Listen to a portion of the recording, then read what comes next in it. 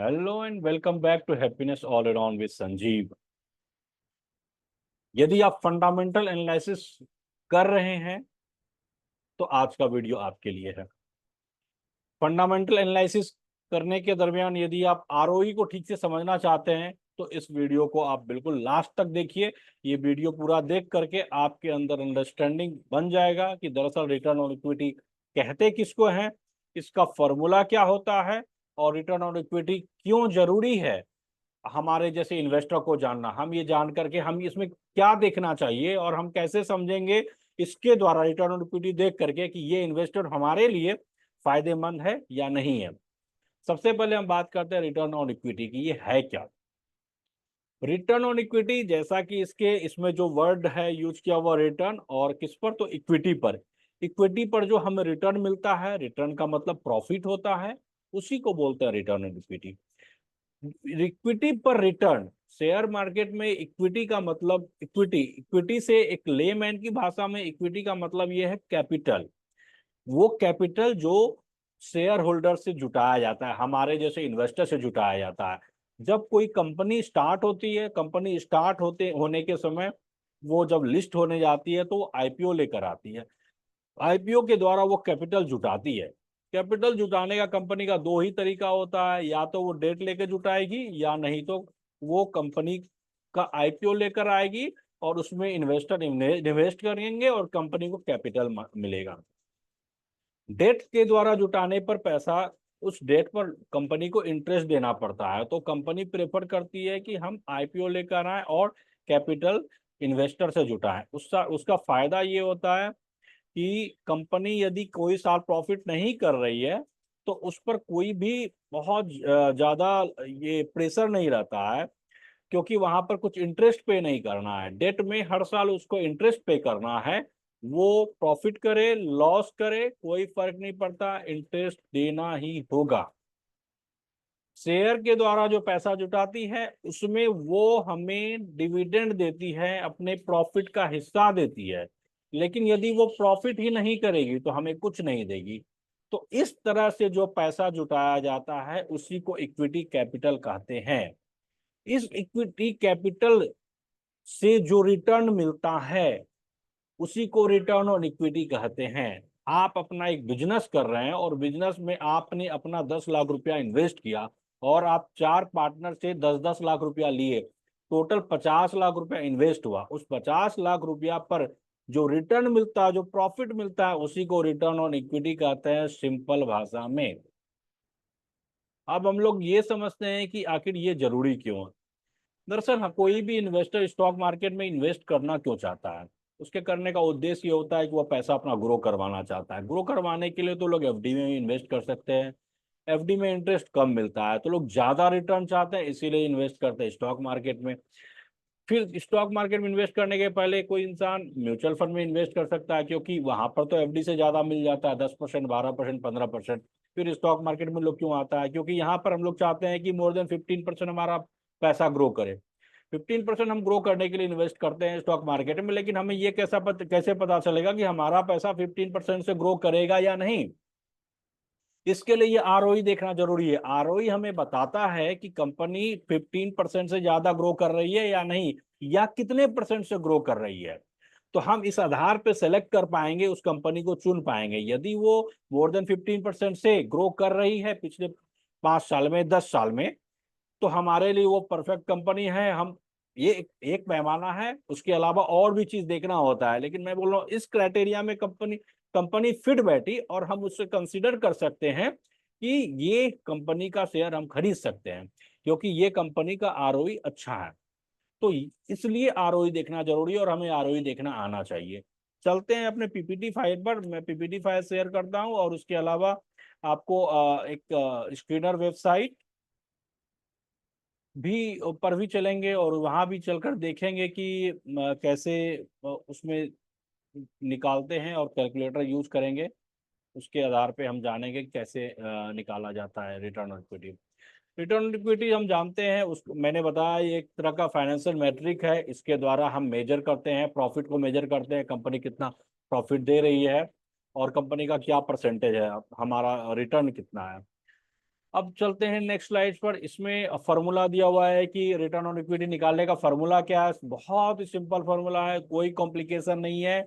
और ये है कि आप पैट पैट बोलते हैं प्रॉफिट आफ्टर टैक्स, यानी कि जो नेट प्रॉफिट होता है ना उसी को पैट बोला जाता है, जिसमें कि डिप्रिसिएशन, टैक्स, ये सारा चीज, इंटरेस्ट, ये सब चीज पे करने के बाद लास्ट में जो पैसा बचता है कंपनी को उसी को पैट बोलते हैं।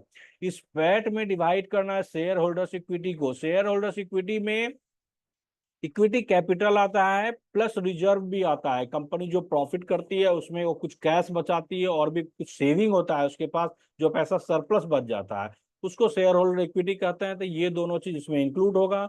मल्टीप्लाई करेंगे 100 से, क्योंकि हम जानते हैं कोई भी चीज को परसेंट में निकालने के लिए हमें 100 से मल्टीप्लाई करना पड़ता है।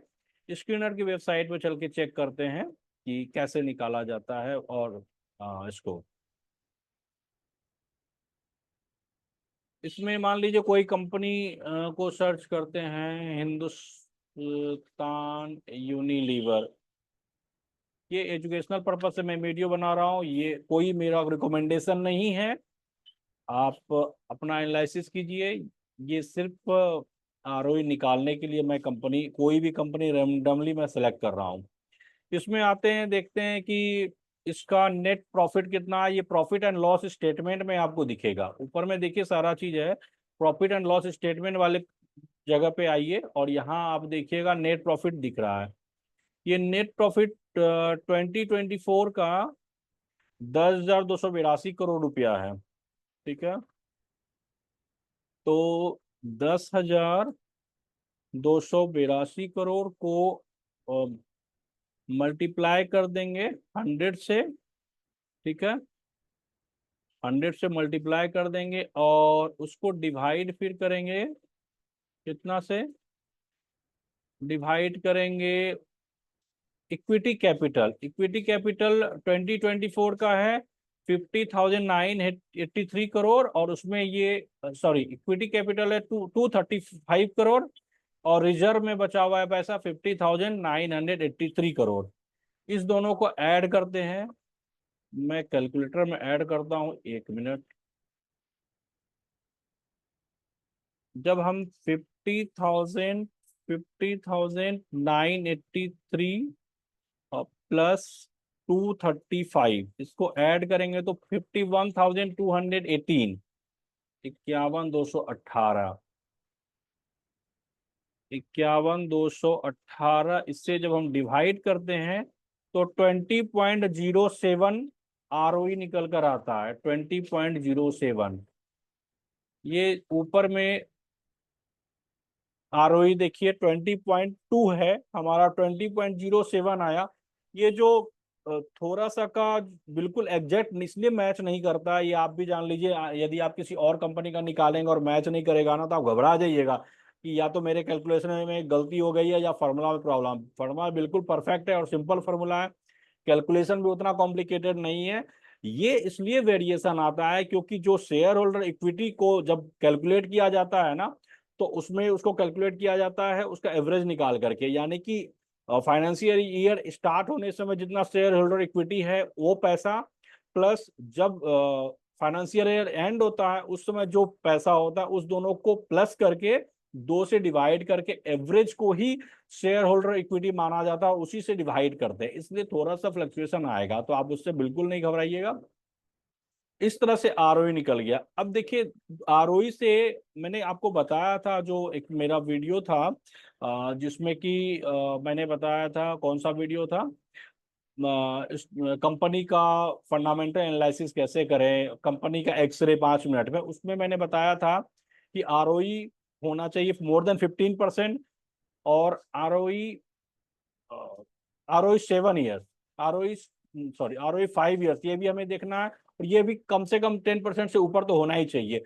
इसके बारे में मैंने बोला था। तो अब आप आरओई तो निकालना जान गए, आरओई 5 ईयर्स कैसे निकालिएगा? सिंपल मैथ है, आप अपने बचपन में 6 क्लास में, 8 में, 10th में पढ़े होंगे।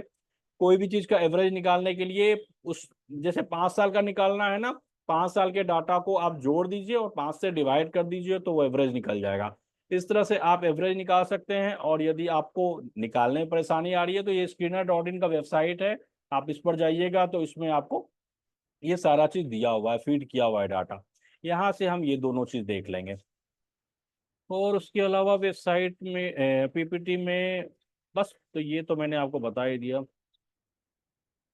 चलिए आज के लिए इतना ही आरओई बताना था। और अब नेक्स्ट वीडियो में मैं बात करूंगा आरओसी, क्योंकि आरओई ही देखना, आरओई देखने से बिल्कुल भी एक्यूरेट हमें इंफॉर्मेशन नहीं मिलता है।